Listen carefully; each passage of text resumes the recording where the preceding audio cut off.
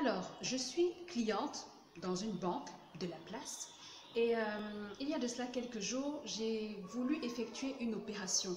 Mais pour effectuer cette opération, j'avais besoin d'une information et plus précisément d'un code qui me permettrait donc de réaliser l'opération en question. Alors, qu'est-ce que j'ai fait? J'ai décidé de contacter le centre de relations clients de la banque, centre de relations clients communément appelé call center.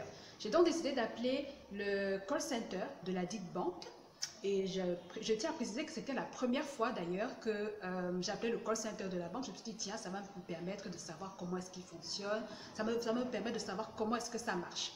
Donc, j'ai appelé, un téléconseiller m'a répondu vraiment très gentiment, de manière courtoise, aucun faux pas au niveau de l'accueil.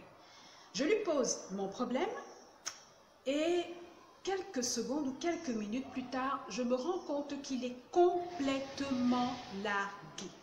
Il a l'air de ne pas comprendre ce que je lui demande. On sent qu'il ne maîtrise pas le produit et pour couronner le tout, il a passé le temps à me reposer les mêmes questions, ce qui est véritablement agaçant.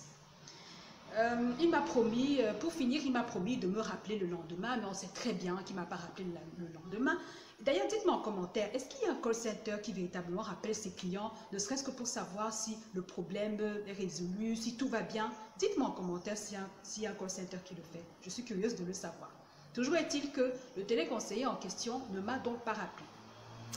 Qu'est-ce que j'ai fait par la suite? J'ai contacté une personne que je connaissais, mais qui travaille en agence.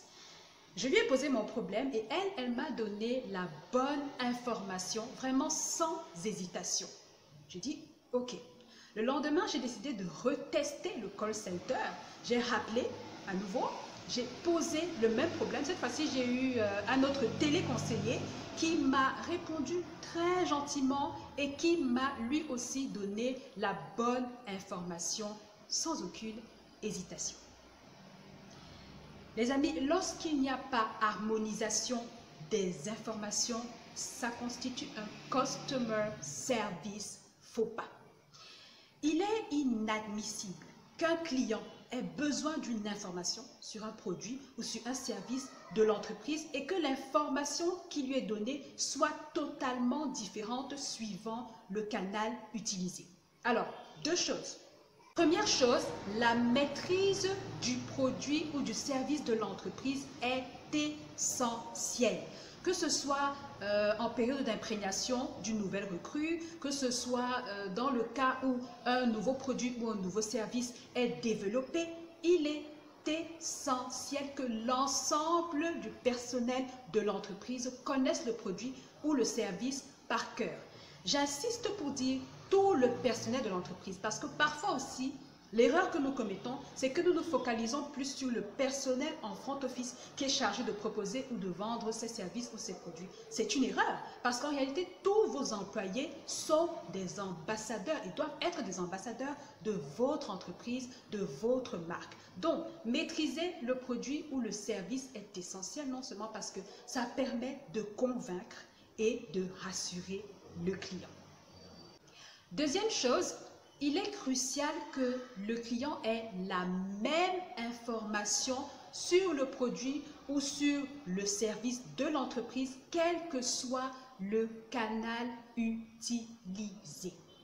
Il faut veiller à ce que vos équipes soient au même niveau d'information. Si possible, organiser des séminaires de remise à niveau pour être sûr que tout le monde est sur la même longueur d'onde. Non seulement ça permet d'éviter d'embrouiller le client, ça permet de lui éviter de perdre son temps et de créer ainsi une insatisfaction.